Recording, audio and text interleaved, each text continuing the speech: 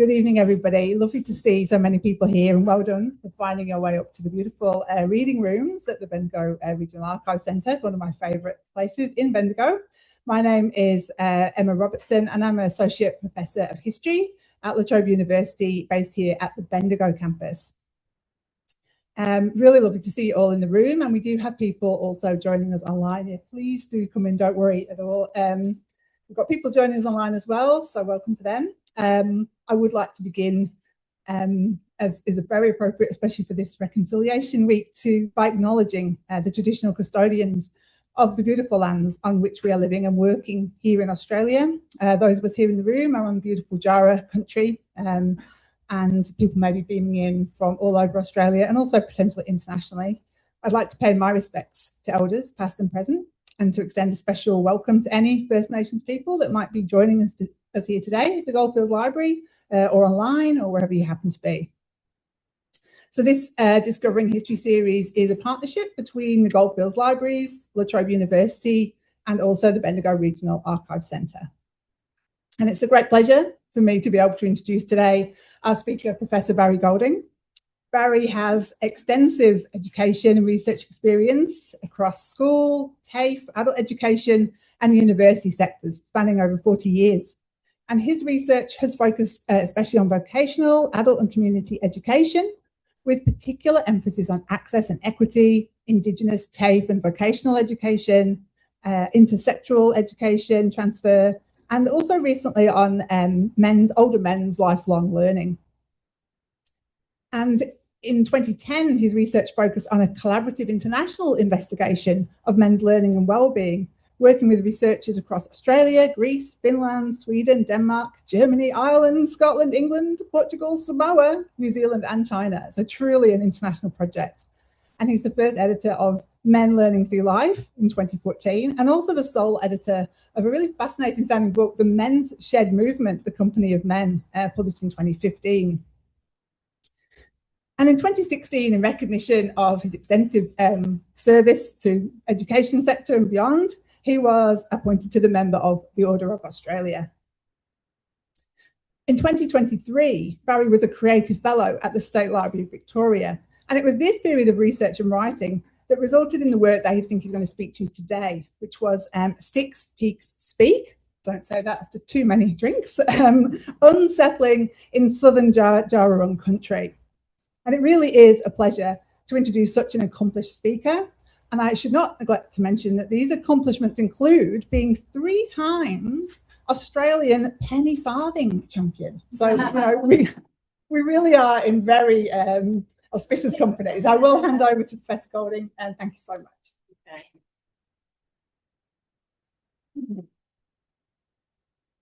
Thank you, Emma, for the introduction. It's lovely to be here. I love Bendigo. I actually worked as a researcher in Bendigo TAFE for 7 years and travelled up and down from Kingston 93 kilometres every day for 7 years. So I know the road fairly well between home and here. I also acknowledge that we're on Djarawurrung country, and I pay my respects to elders past, present and emerging, and particularly if there's any First Peoples with us today. We live in an extraordinary country. We live at an extraordinary time in Australian history and also in terms of Australian political history, with a swing to the right and a swing away from multiculturalism and a swing away from First Nations peoples, which I find incredibly concerning given the progress we've made. We're backsliding on a whole lot of ways at the moment, in my opinion, but that's just my opinion. Isn't it great that we live in a democracy where I can say that without fear or favour?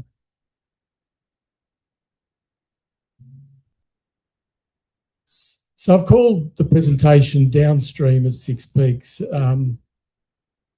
My research was called Six Peaks Speak, and it resulted in a book called Six Peaks Speak, Unsettling Legacies in Southern Djarawurrung country. And I deliberately used the term unsettling because Australia was already settled. And I will not call settlers, the people who normally call settlers, because they were unsettlers. And I think if we actually call people pioneers, Similarly, the term pioneer means people coming into an unoccupied country. So to call people settlers, to call people pioneers and to call people settlers who arrived in this landscape is a lie. It's a well-versed lie, but it's a lie. Australia was unsettled by people who came into this landscape in the 1830s, late 1830s.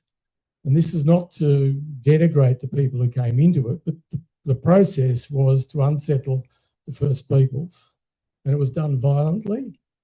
And in the back of my book, after analysing the evidence, I call it genocide. And I know that's shocking for some people, and I'll put it on the front end of my presentation. What happened in this area was genocide. And you look at the definition of genocide, the international definition of genocide, and it ticks all of the boxes.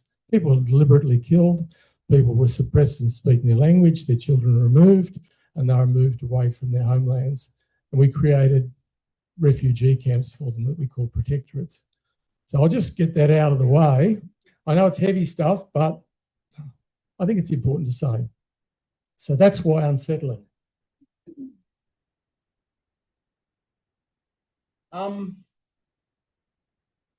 Thank you to the Bendigo Library and Golfers Libraries for the important work you do on country. It's a splendid library, and it's wonderful that you've got a number of my books which are available for loan. And by the way, if anybody does want a copy, I've got copies there and they are $59. And if you haven't got money, I'll just give you a piece of paper and say, pay it into this account, and it's all done. Clive Willman from Castlemaine, my co-author, and Elizabeth Eager. I couldn't have done such a high quality book without Clive.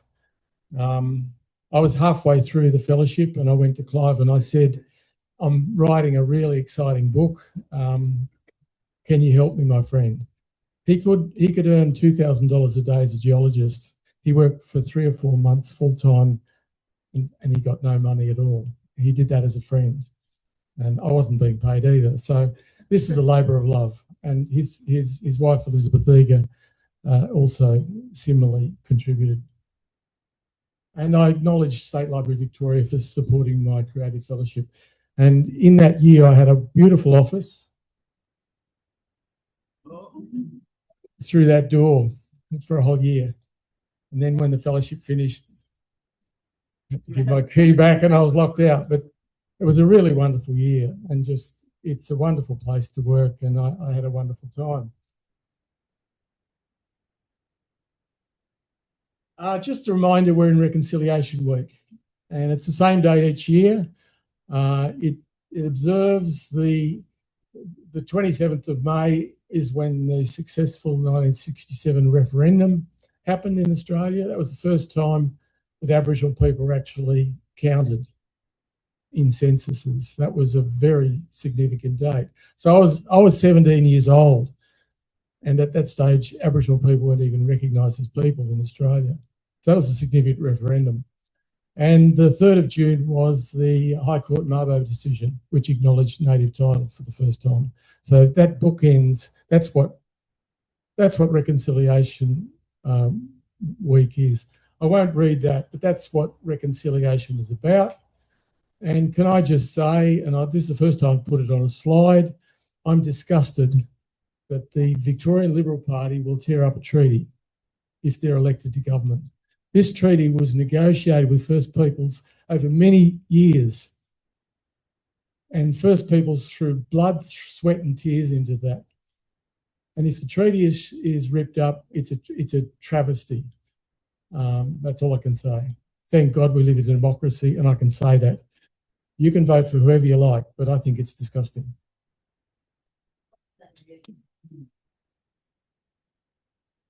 So I'm going to introduce you to 6 mountains in southern Judgerong country. I could talk for all night about just one of them. Unfortunately, I can't. I got the idea, 6 Peaks Peak. I get a lot of my ideas when I ride my bike, and each week I ride several hundred kilometres. I ride 100 kilometres a time. I get a lot of thinking time. And I was thinking, I wanted to pitch something to get a State Library Victoria Fellowship. I needed something catchy. And I'm thinking, I know 3 mountains. It can't be 3 peaks peak, 4 peaks peak, 5 peaks peak, 6 peaks peak. Boom. And I had to find 3 more mountains. So that's how it happened. And it's just that I've been collecting stuff. I'm not a historian. I'm not an archaeologist. But I do have a degree in geology. That was my first degree. But then I did environmental science, and then I did an arts degree, then I did education. But my PhD is in education, and that's became... So I sort of... This is just stuff that I've been doing all my life. I'm not a historian, but I sort of know a lot. And I love the fact that the backdrop of this... I didn't put this there. This was here. This is a map of the Bendigo goldfields, which is really fascinating. And that's that. I could talk about that till the cows come home, but have a look at it later. You live in a beautiful, beautiful, complex environment. I'm just thinking there'll be an opportunity to ask questions, by the way, in the end, and Emma will field those questions with you. So I'm not going to go on about who I am and my history, but I was born in Donald.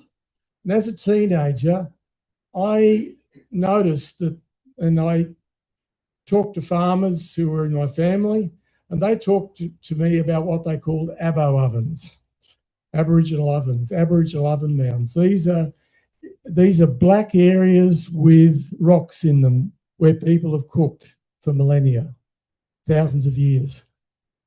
And by the time I was 16, I'd mapped 130 of these around Donald.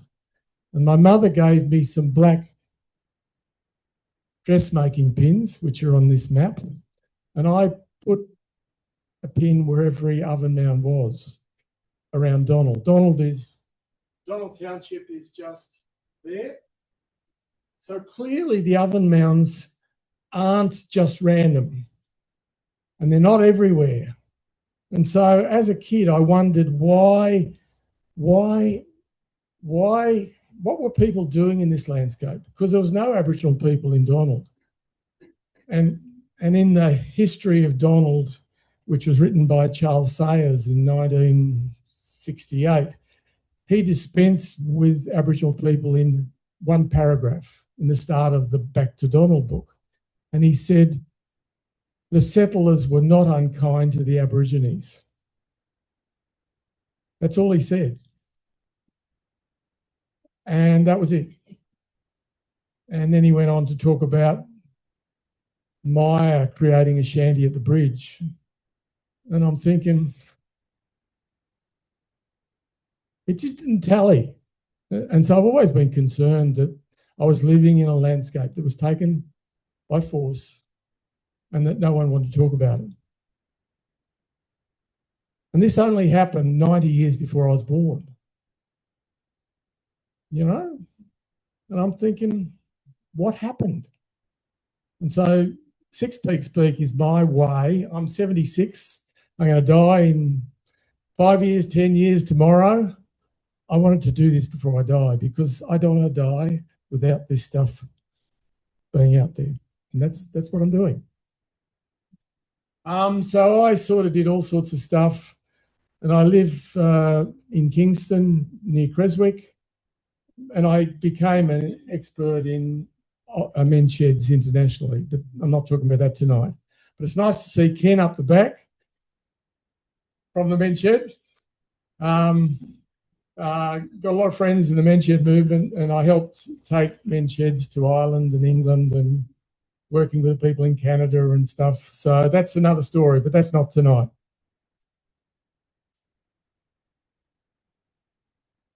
I'm not going to read all of this, but the founding document of Australia is based on a lie. It's based on the idea that this land was empty. It's based on terra nullius, which means empty land. And that's what the British invoked when they came to Australia. And for all of these reasons, there's a lot to learn about unsettling on country in Australia. And you can read any of those lines. And history up until the 1970s didn't address any of this stuff. And this is the stuff that I'm addressing in my book. I'm not going to read them. You read it, you choose any line, and it's the truth.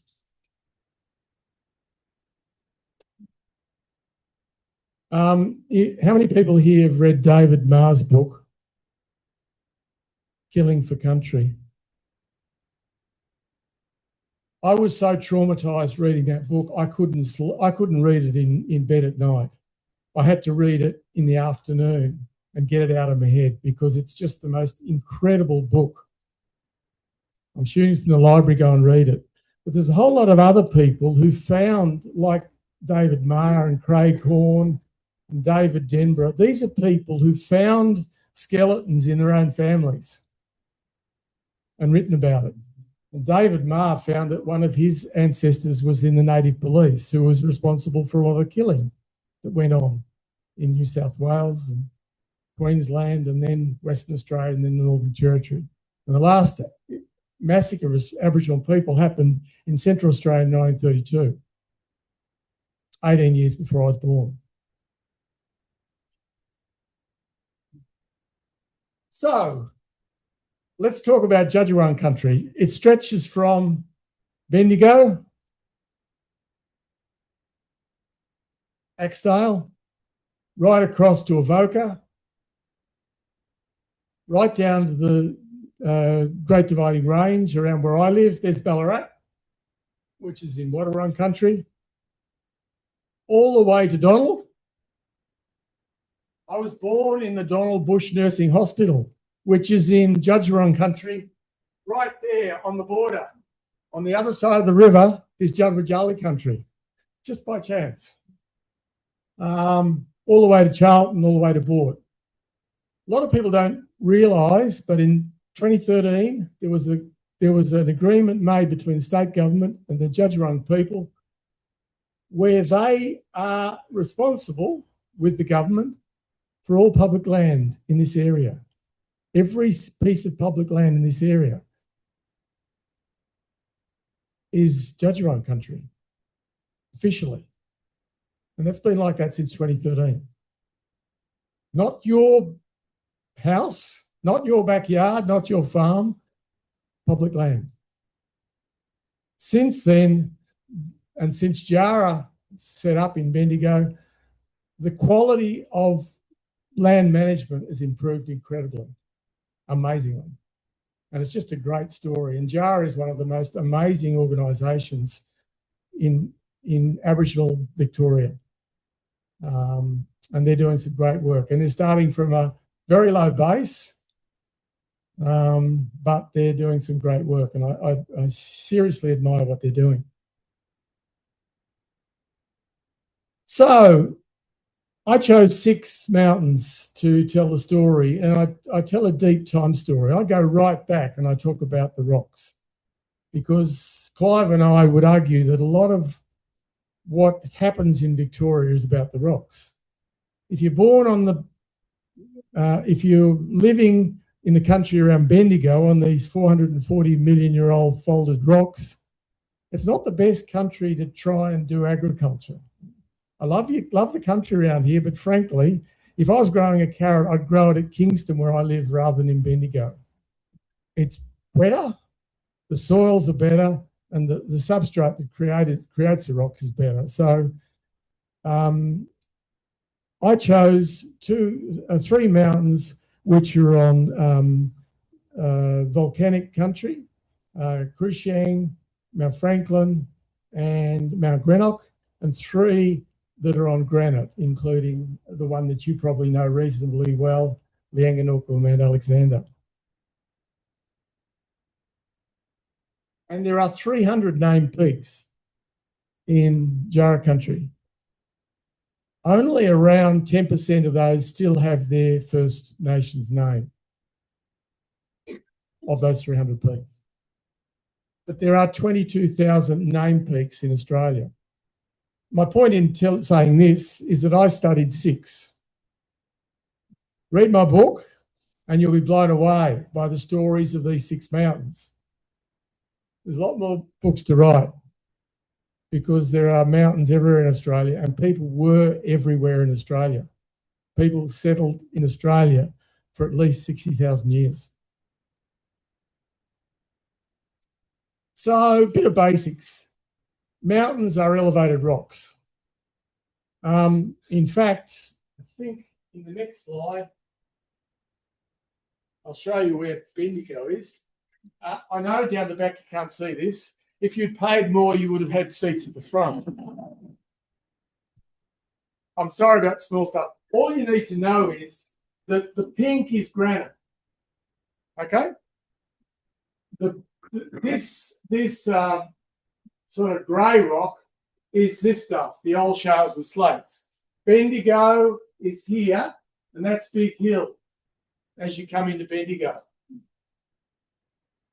The brown stuff, and sorry to those who are online who can't hear me. I've taken it back to the view. You're right. I'm okay? Yeah, I think you're all right. The brown stuff is volcanic rock. And that is where, I mean, people were living everywhere, but that is where most first peoples were living at contact. That's where we farm today, mostly. That's where the fertile country is. That's where Aboriginal people were, because that's where the food was. That's where the kangaroos were, where the wallabies were, where the ducks were, where the fish were, where the murnion was. The food was mostly in the volcanic country around where I live. So I'm talking about places like Maryborough over here, but I'm particularly talking about places like Clunes, where I live near Kingston, and every one of these orange dots is a volcano. There's 150 volcanoes within 30 kilometres of my place. And each of those, and around each of those, this area had some of the highest population density of people anywhere in Australia. And that's where the genocide took place, because people like John Hepburn and others who came into the landscape as unsettlers, they were looking for somewhere for their sheep. And the country that was good sheep country was precisely where people were living. And they had to be removed if people wanted to practice pastoral stuff with sheep and cattle. And so there was an immediate conflict. The best country for First Peoples was also the best country for the unsettlers. So a little bit of, I think, fascinating information. This granite ate into the old rock from underneath about 100 million years after these shales and slates were laid down, and it baked the edges of the granite. And so Big Hill is actually the baked edge of the granite. When you go over Big Hill on the way to Melbourne, you're actually going from the old rock, from these, into the granite, and you're going over the baked edge. And the reason why the hill is there, because it's baked really, really, really hard by the hot granite. And it's baked all the way around, and all the way around the granite up near Maryborough. It's just really, really obvious and very relevant to the story I tell in the book. It wasn't just Djadji Wurrung country, it was clans. And there were clans. This is just a small part of, so here's Harcourt, here's Castlemaine, here's Malden, Ballarat's just off the map. This is where I live at Kingston. Each of those red dots is where there were clans, and they were family groups of people who were living semi-permanently in that country. It turns out they were living on oven mounds, semi-permanently. Yesterday, I took a group of Central Victorian regenerative farmers. 52 people came out, and we stood around an oven mound which hasn't been disturbed, which is sitting there today. And at the end of the day, I said, what have you learnt today? And one man said, I've learnt that this was not terra nullius. We're standing there around a place which, according to George Robinson, on the 14th of February 1840, was in that very place. And he was observing up to 30 Aboriginal women on the plains collecting murnyoll. And there were 30 to 40 bough huts around each oven mound. In that landscape, I've relocated 35 oven mounds. You do the maths. 20 to 30 families around each oven and 35 ovens when people are assembling. There's a lot of people in that landscape. And there's no record of what happened to them. All we know is that that was a favourite place of the Aborigines on the 14th of February 1840, 18 months after John Hepburn arrived. And that's all we know. So plans are important.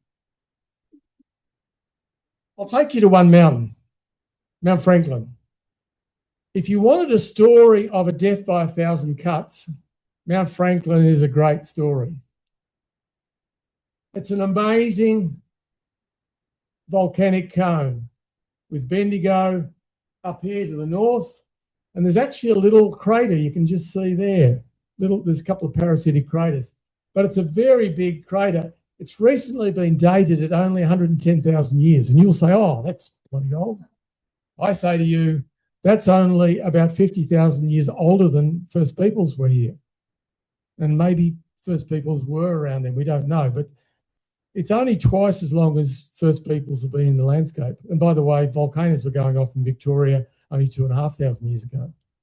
But this one was only going off 200.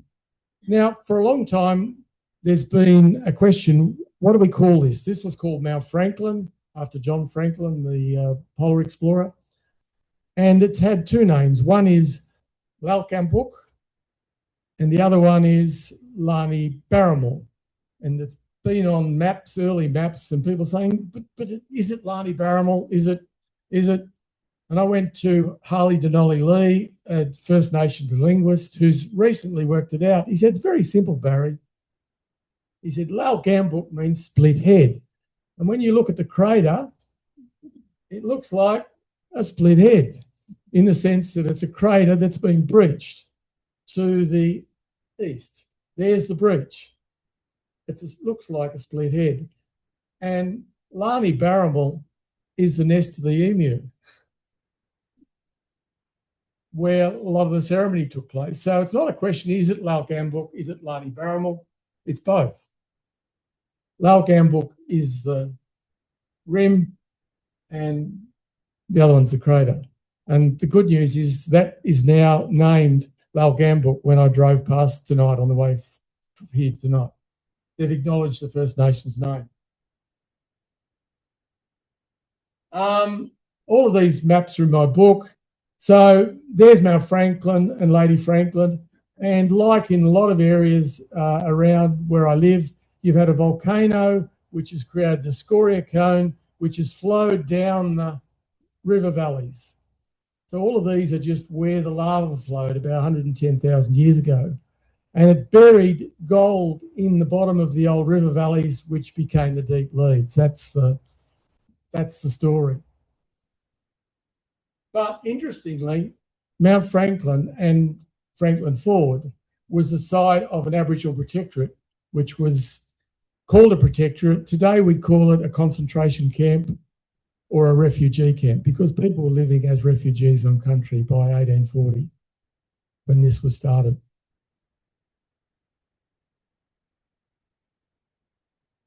And there's a photograph taken just after the protectorate days. There's three Aboriginal people sitting under against the bark huts, and this is Mount Franklin in the background.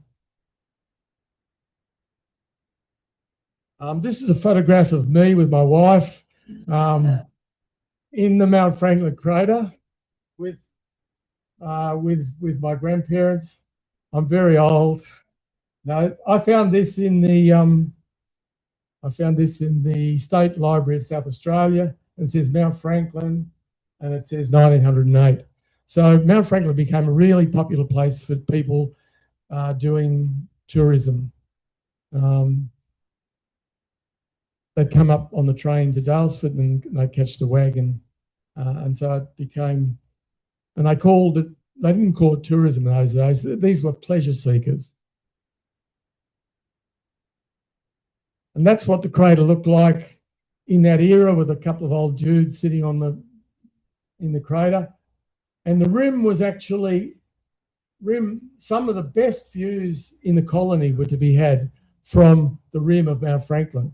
And here is a big old manor gum with a scar on it in the crater. And this is taken around the turn of the century. One of the most useful pieces of information about all of this stuff, and I'd urge you to do this, every piece of public land has got a file that sits in the Crown Manager's office here in Bendigo. And you can, if you've got a little reserve down the back of your place, you can say, I want to see the Crown file for reserve number. They may or may not give it to you. They won't give it to you, but you can go in and look at it. If you've got a good reason and you show your bona fide, I believe you should have access to it. Tell them I sent you. But they gave me access because I had professor in front of my name and I had a state library fellowship. And they allowed me to spend days in the offices. And this is one of the, there's the Crown files, one of the Crown files. There are boxes and boxes for just for Mount Franklin. And this was a petition from landholders in the Mount Franklin area saying, this is such a special area, it should never be touched by squatters, by anybody. It should never be sold. It should be preserved in perpetuity. It's an amazing bit of bush. Don't touch it. Don't sell it. In 1944, there was a big fire that went over the mountain, and the then Forest Commission went to the local government and said, we think it should be planted out as an experiment in pines. And they said, and someone said, but why all pines? He said, it's just a unique experiment. Let's just do it. And so they replanted the whole mountain in pine trees. And a number of the councils objected, a whole lot of people objected. They said, this is a great view. This is the view from the crater soon after the pines had been planted. And the Forest Commission said, look, it's okay, we'll cut them down when they get big and we won't plant them here and we'll do this. And they created a map which said this is where we're going to plant them. And that's what it looks like today. The whole thing's planted in pine. And there's the map they created in the 1950s. And that's the area they said they wouldn't be planted. And that's precisely the way the whole thing's been planted out in pines. But it gets more interesting. How many of you know about Mount Franklin water? Yeah, everyone does. Okay. So I wondered where Mount Franklin water came from. And in the process of doing this, I discovered a very, very dirty secret. Coca-Cola Amatil came to this site and realised it was mineral water. And instead of having one hole, they said, let's bring tankers in and let's create 8 holes and we'll pump it out and take it back to Melbourne. At that stage, it was called the Limestone Creek Spring. They pumped, and when they did the casing, they didn't case the boreholes properly, which meant that the water from the surface got into and contaminated the water, and they abandoned the spring in 1986. But before they left the spring, they renamed the spring Mount Franklin. They took the name and destroyed the spring. And it's gone on to become the most famous water in Australia. And I'm going to the community at the moment, and I'm going to do a presentation in Hepburn Springs in a couple of months' time, just talking about this spring. And I'm saying Coca-Cola Amatil should repair this spring. They've made mega bucks. They destroyed this spring and took the name. I hope they're listening. This is on YouTube. And it's one of the most watched things. Well, my little blog about the true story about Mount Franklin mineral water is one of the most visited sites on my website. So people are interested in this stuff. This is the spring at the moment, but it's got a more interesting history.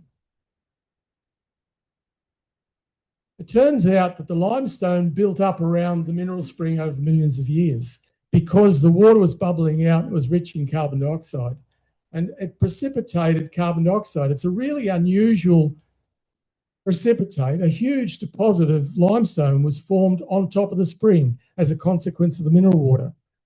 Who's been to Dalhousie Spring in South Australia? You know it? Same way. Same thing, mound springs like you get in Central Australia, but it's only very, very rare in this area.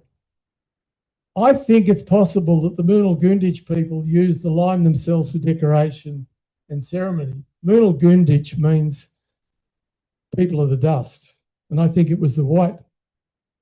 This is me hypothesising, by the way. I don't know, but I think. So the limestone was mined and converted to lime in Aboriginal So there was the Protector of Aborigines, Edward Parker, set up a little business on the Protectorate and sold the lime to people in Bendigo and Castlemaine.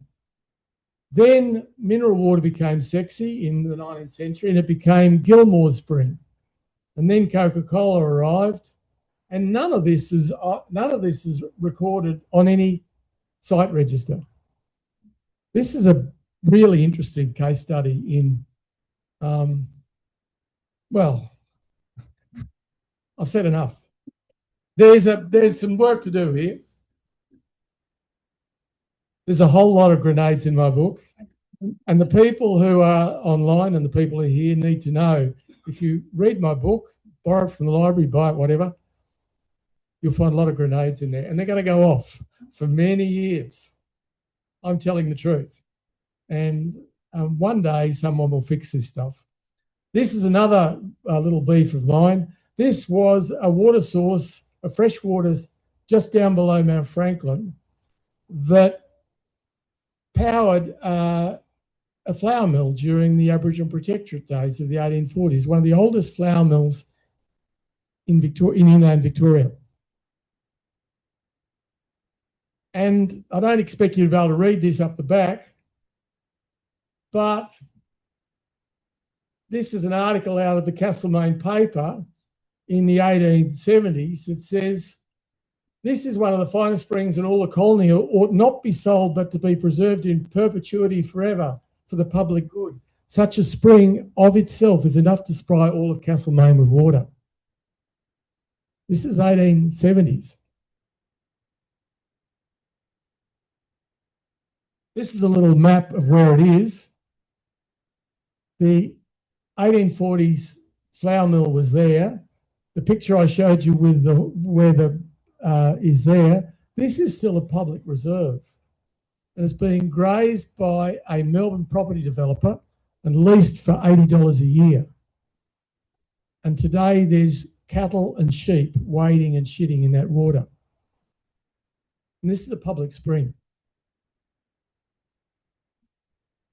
There's two grenades in my book.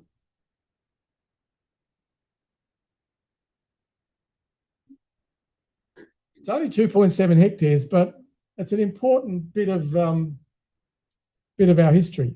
And again, it's unrecorded on any heritage register. Heritage Victoria has the area as a Swiss-Italian flour mill site, which is true. But the Swiss-Italian flour mill was here.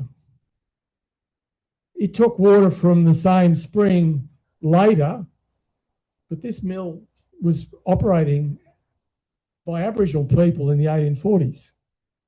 And it's not recorded. You know, history's sort of in layers, and we tend to start with gold, particularly if you're from Bendigo or, you know, gold. But all of the genocide took place before gold. It happened during the Unsettler era. And we just need to get our head around this.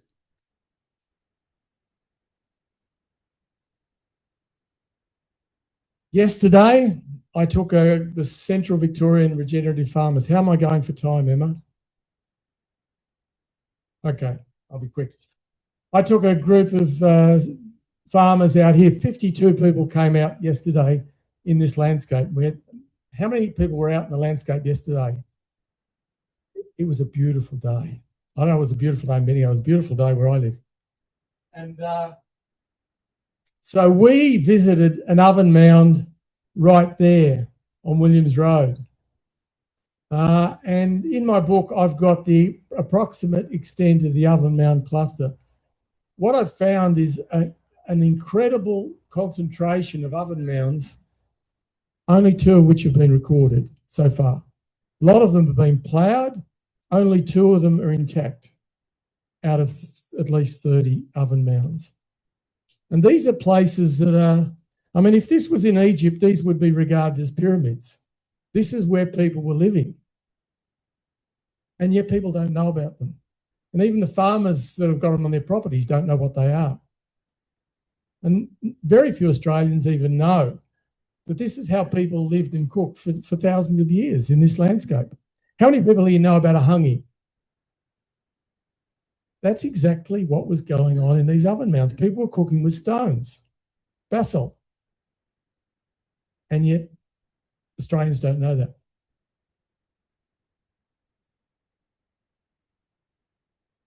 I know I keep hitting I should be using this, shouldn't I?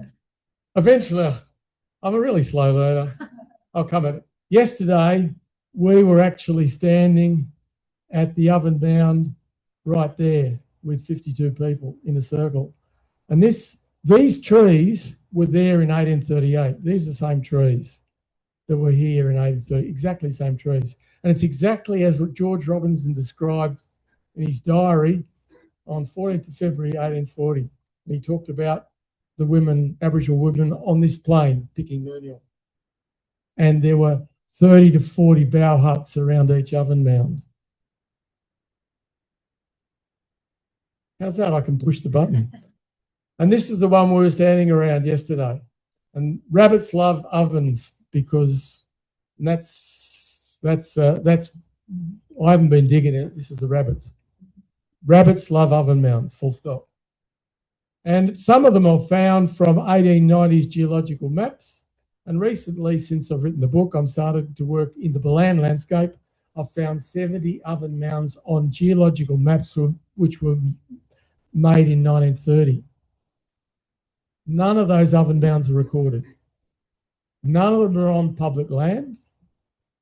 First Peoples don't know about them until we alerted them to them. Wurundjeri and Wadawurrung in Melbourne and Ballarat. And yet they were recorded in 1930s. Even the historical societies don't know about them. And there was an article about them in the Balan Times in 1930. You know, have we got amnesia? Or we just been blind to what the landscape we're living in? And that's what I'm saying in my book. Just open your eyes. This is not about guilt, by the way. I'm not laying a guilt trip on you and saying because it's unsettlers, we should all get out of here and unsettle. I'm just saying let's tell the truth. It's time. It's certainly time in Reconciliation Week. And one of the reasons why people assembled in this large number is because there's a double earth ring on the top of the adjacent mountain. They are full-size cattle.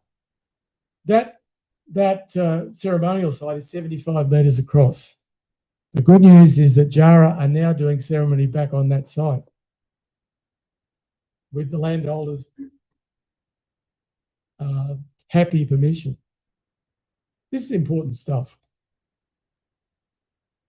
So I'm near the end. I won't read this. I'm saying there's a whole lot of legacies. We've got a whole lot of stuff that's privately owned, largely unknown and poorly recorded. There's lots of work for your historian students to do. You know, the Hepburn graves are recorded in the Kourouchiang landscape. I could go there any day or night and walk across private land and go and see John Hepburn's grave. I would have no idea as a member of the public that this is actually an Aboriginal cultural landscape. There's no signs. No one knows. No one's written about it. I'm the first person to say Houston there is a problem.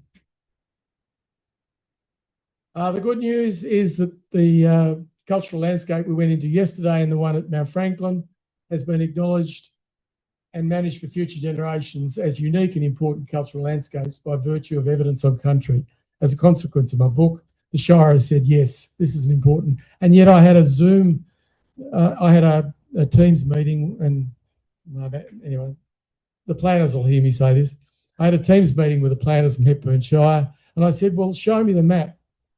What's happened? Is this just words? And they said, yeah, it is just words. We haven't done anything. You know, this sounds really good. It's going to be acknowledged and managed for future generations. But if someone was to put something in there tomorrow, there's nothing on the map to say anything's there.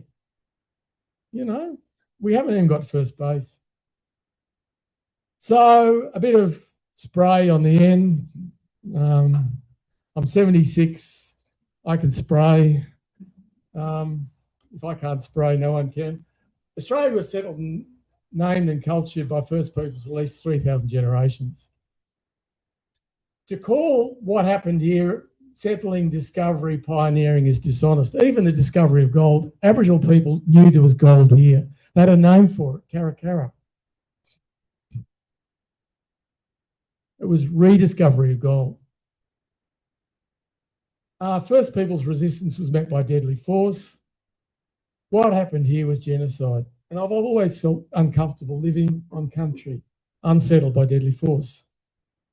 And it's just that simple. This is not about guilt. It's not about you feeling guilty. It's not about your ancestors feeling guilty. It's about truth telling. It's time to tell the truth. I won't say anymore, but this is a nun who's in her 80s who came to me recently, and she said, Barry, I found my great-grandmother's birth certificate and she was born in a birthing tree at Talbot. Do you know where it is? I said, yep, I can take you there.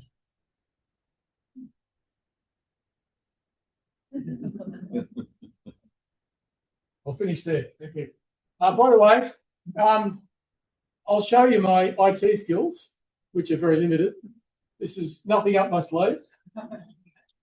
How many people know that if you hit B when you're in PowerPoint, and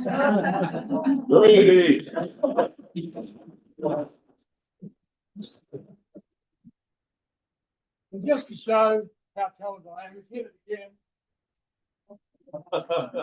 it comes back. Sorry, I had to finish with that. I've definitely learned something now. I'm not actually very talented. My skills drop way after that. I'll be making a note of that one. Thank you, Barry. Thank you so much. I mean, I don't think anybody wanted you to stop, but it's nice to have some time so people can be back, have some questions, and maybe we've got some questions online. I just found that wonderful. You said you're not a historian or an archaeologist, but what a beautiful history that you were telling, and you know, the way in which I think you link that geology and the place, the nature of place, to what happens there is really, really fascinating. Yeah, very inspiring. So thank you so much. I am going to hand over though to questions from the audience. I do have another question, but let me just see if anyone's got questions. Yes, we've got on the back. I'm going to come over to you with the microphone. But maybe just for people online. I'll repeat you. I can hear. Yep. What do you say? How do we find out about your guided tours? That's a good question. Organising things like yesterday are difficult because you got to get landholder permissions. And yesterday we had landholder permissions. That was fantastic. It just takes. I was the person who actually started the Great Dividing Trail 35 years ago, and we have walks every month, and the number of our walks are to some of these places. So look at the Great Dividing Trail website and look at our walks.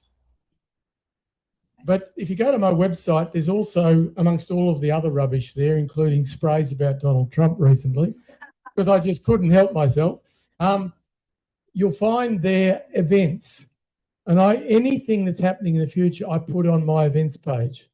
And if I'm doing it, it'll be there. Any questions online? No? No. Good. Okay. Okay. Thanks, Barry. I'm wondering if at the start of the British Commonwealth, whether there was any official sanction by, say, Queen Victoria of what she possibly would have known of genocide? Look, it's a good question. The government came up with a policy to create Aboriginal protectorates in Victoria in 1836. And by 1838, that had appointed 4 Aboriginal protectors and a chief protector. And they came up with this plan to create tiny reserves, 5 miles in diameter, 4 of them in Victoria for all of the people in Victoria.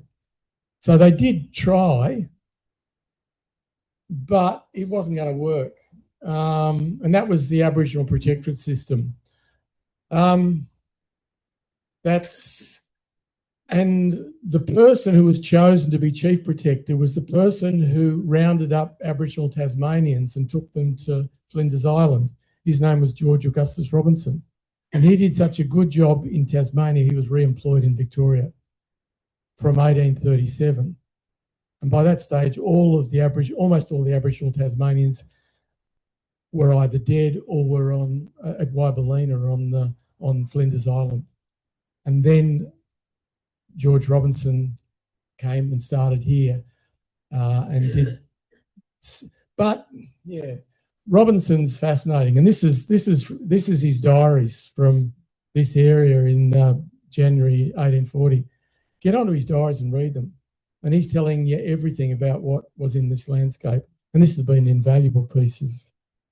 I mean, he was a bit of a pig of a man, frankly, but at least he'd done some really great work in Tasmania in actually working out how the nations and languages and clans worked, and he was able to talk with people and do stuff that no one else could do. But he was also an egotistical bastard. Yeah, and he double-crossed people. Yeah. I do have a question, just while people are thinking about the World Heritage bid for this region, because you talked a lot about the lack of recognition of places. Do you have any sort of comments on that? Are you involved in that at all? I know it very well.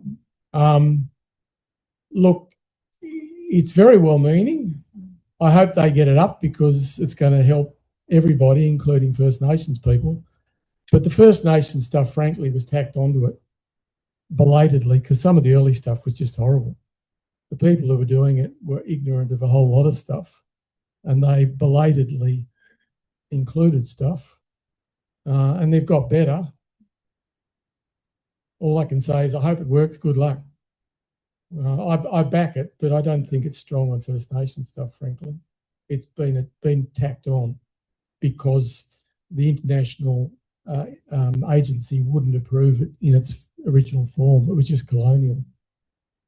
A couple of questions. I'll go here first. I've heard a few stories about a woman whose name was, say, Truganina, and there's an area of Truganina down near Robinson's Road. I don't know whether you know that area, near Hoppers Crossing. Yep. That area. Is there anything you can tell us, expand on that? Yep. When George Robinson wrote this diary, Truganina, she was with him, and he brought a number of Aboriginal Tasmanians here because they weren't allowed to go back to Tasmania, but he convinced the government that they could come with him to Victoria. And a number of them went rogue, and a couple of them were actually hung, some of the first people hung at the Melbourne jail, Aboriginal Tasmanians. Truganini went back to Tasmania. She was from Bruny Island. So she was actually there when this diary was being written. Yeah, this is written by a friend called Gary Pressland, and it's called Writing with Robinson. He's self-published it, but I think you'll get it. And it's just amazing. But all of Robinson's diaries have been transcribed firstly by Gary Pressland and later by Ian Clark, and they'll probably be in your library. And you sort of have to know where he is, and the maps that are in the back are sort of help you, but it takes a while to get your head into it. But once you find where you are, they're amazing stuff. I have to say this, There was all of Robinson's diaries from Tasmania are in one book. It's called Friendly Mission. 1,200 pages of George Robinson's diaries, which are all over Tasmania. And I've read that from cover to cover, and that's just amazing. Do you think he's in the term? There's a lot of Robinsons in No, buried in Tasmania. Yep. There was one question at the back. We've probably got time for one more, and there's one online. There's something. Okay, should we do that online first, and then just in case we drop out? So, do you reference the Theo stone arrangement on the gambuk that Aldo Masola had a photograph of in Victorian Naturalist, with the Dalesford Historical Society? Yeah. So the question is, do you reference the stone arrangement on Gambuk, which is recorded by Aldo Masola in Victorian Naturalist in the 1960s? Yes, I do. I could talk about this for hours. Aldo Masola came into my father's shop when I was a little kid, and it was him who showed me what some of this different stuff means. But to come back to the question, yes, he's found an Aboriginal stone arrangement on Mount Franklin. When the area was subdivided about 10 years ago, neither Hepburn Shire nor Jarrah picked up that it had actually been a stone arrangement, and it was subdivided, and 4 houses have been added to that, to Lady Franklin. When you drive past there, how many people have you seen them? Yep, they should never have been built. That area should never have been subdivided. And the house that's called Sky High, and I hope they're listening to this, they rent it out on weekends. Sky High is a good name for that place. It's built right on top of the stone arrangement. I mean, we talk about destroying Junkin Gorge. This is local. This is recent. And Hepburn Shire dropped the ball. Jarrah dropped the ball in that one. They've got better, but we're not there yet. We're still destroying stuff. That's very cool. Now, we did have one question at the back that I hadn't picked up. Is that person still? Yes. That's right. I can speak. So, do you talk about the UNESCO World Heritage listing? Do you see there's possibilities for, say, like we saw Budge Bim down in southwest Victoria? Do you see there's potential for that? Do you see that as a good thing, or? I think, yeah. I'm not a First Nations person, so how First people choose to interpret and promote and celebrate their culture is up to them. But as a white person, I believe that the oven mounds, for example, in the area I was talking about before, are so significant and important that I reckon in 30 years' time, there'll be a Budge Bim type place there where people are actually going to these oven mounds and celebrating and acknowledging what happened in the landscape. I just think that's me, but I'm not. It's Jarrah that has to do that.